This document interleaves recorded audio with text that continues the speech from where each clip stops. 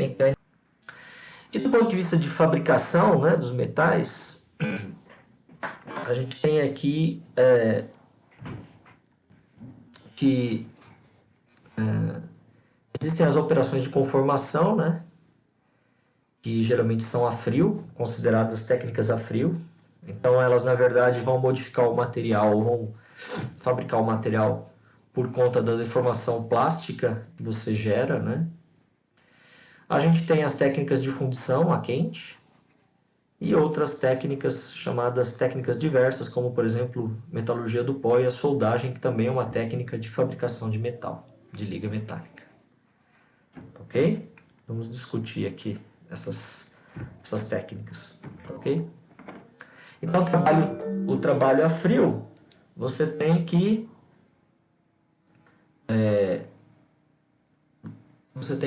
o aumento na resistência de munição, na ductibilidade, melhora o acabamento das superfícies.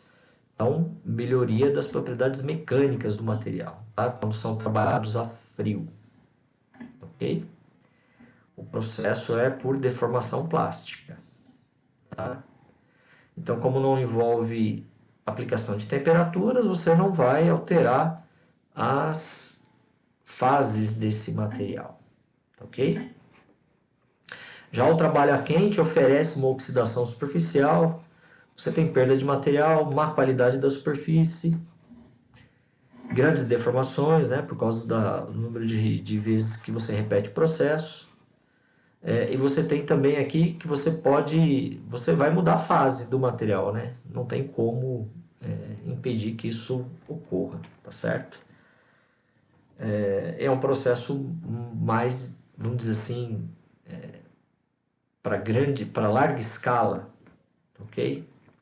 E que vai gerar para você também custos adicionais depois no processamento dessas peças prontas, tá certo? No trabalho a frio, a gente tem então forjamento. Aqui tem a figura, né, mostrando como basicamente é. Tá? Então a matriz vai prensar esse metal, tá certo? Então você vai ter aqui uma grande pressão mecânica sendo feita sobre esse material. A laminação, então você tem os rolos e aqui você tem o eixo em que você puxa esse metal, tá certo?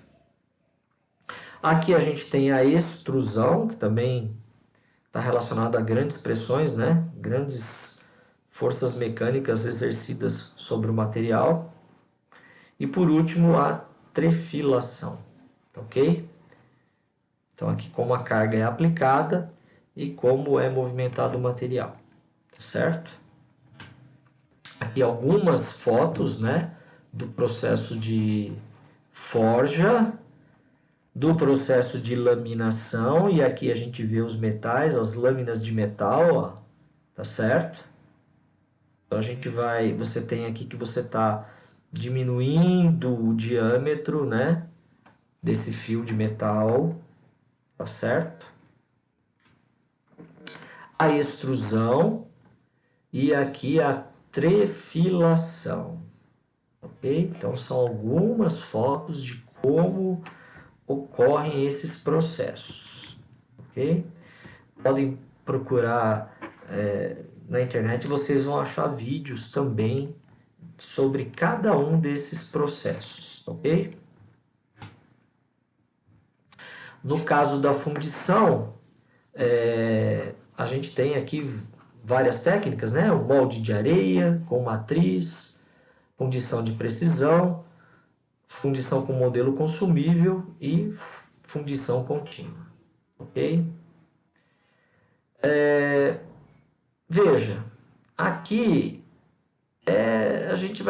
você vai fazer peças com formatos bem, vamos dizer assim, característicos, né? Então você vai ter, inevitavelmente, como é um processo térmico, né? Você vai acabar alterando um pouco a composição química, porém você vai produzir material em grande quantidade, tá? é interessante para materiais de baixa ductibilidade a frio, ou seja, aqueles que você não consegue pelos processos de conformação que eu mostrei ali atrás. Tá ok? Aqui uma ilustração, né, de como ocorre a técnica de fundição em molde de areia. Ok? Então veja que você tem o molde e aí vem o material a altíssima temperatura colocado. Então você vai ter o processo de resfriamento, retirada da areia e aí você vai ter aqui, por exemplo, olha só, bloco de motor de carro. Ok? Então só dá para fazer com esse tipo de técnica. A frio não tem condição de fazer, certo? Fundição de precisão, tá ok? Então, novamente, material líquido é esparramado sobre o molde. Depois de aquecido e solidificado, é separado daquilo que é do molde. O metal fundido é colocado no seu interior, né? Então, derramado lá dentro. Retirada da parte externa. E aí, você retira o material que foi usado como molde, que no caso, na maioria dos casos, é gesso. E você fica com material com muita boa qualidade, né? Precisão na fundição, né? É o que mostra nessa figura. Ok? Fundição com matriz, geralmente você usa aço como matriz, né? O material líquido é injetado dentro da matriz. O metal funde abaixo da temperatura do aço, logicamente, né? Porque você não quer que o aço faça parte dessa peça, né, metálica. E geralmente você faz isso para ligas com baixa temperatura de fusão, né? Zinco, alumínio, magnésio são alguns exemplos. O interessante aqui é que ela é de baixo custo porque o molde sempre vai ser reutilizado, né? Você salva a sua matriz. Fundição com material consumível também é parecida com as outras. Geralmente o que se usa aqui como molde, né? São certas espumas, né? Poliuretano e assim por diante. E na verdade, como esse material funde uma temperatura muito baixa, ele acaba fazendo parte da peça, né? Então aqui são alguns passos, né? Desde a forma, né? De espuma até você chegar na peça pronta, certo? Na metalurgia do pó, a gente tem várias características importantes aqui, né? Porque veja que o pó são vários pedacinhos de material policristalino.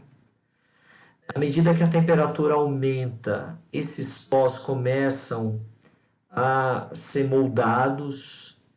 Esse molde, você tem que lembrar que tem um pouco de ar em volta desses pequenos pedacinhos, esses pequenos grãos.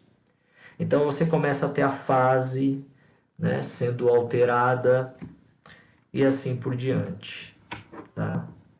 Então veja que do ponto de vista de temperatura, você tem que ter rampas de temperatura para cada etapa dessa aqui, tá certo?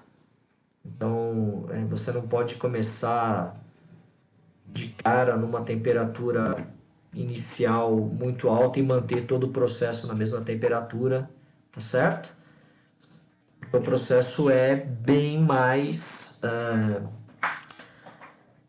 tem vários fatores que vão ter efeito sobre a produção desse material final, dessa liga final. Ok? Soldagem também é uma técnica de fabricação de metais, né? Porque você vai unir peças diferentes e você vai ter que usar eletrodos a altíssimas temperaturas, né? que vão se fundir no processo de solda. Então, você tem aí diagrama de fase, você tem difusão de um material sobre o outro e você tem processo de resfriamento. Então veja, tem vários parâmetros de fabricação de ligas ocorrendo ao mesmo tempo, num tempo muito curto. Porque no caso da soldagem, por exemplo, soldagem com eletrodos, na verdade o que você faz ali é um arco elétrico. Então é um aquecimento brutal num intervalo de tempo muito curto, né? Então veja, é uma ciência. A técnica de soldagem é uma ciência, tá certo?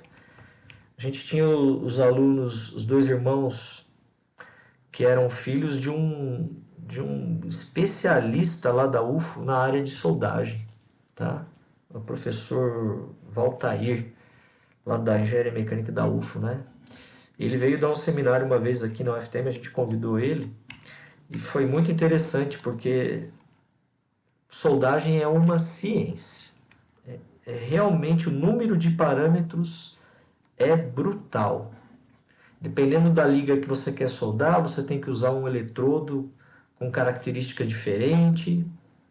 Se você for fazer solda usando maçaricos também, os eletrodos são importantes, os gases são importantes que você vai usar na chama. Realmente é uma ciência, tá? É o que acontece no material aí, ó, no processo de solda. Tá vendo? São vários parâmetros. É o metal que você usou no eletrodo. Tinha os materiais que você queria ligar um ao outro. Existe uma zona que teve um resfriamento mais intenso. Tem uma zona que teve um resfriamento menos intenso. Teve a difusão de gases e de elementos químicos. Cada metal vai ter uma propriedade de difusão diferente, de resfriamento, de aquecimento diferente.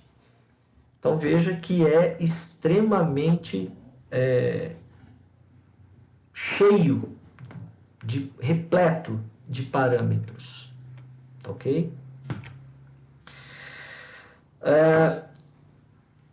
Tudo que eu mostrei aqui, do ponto de vista de teoria, né, é do livro do Callister, né, Introdução à Ciência dos Materiais. Vocês podem checar lá.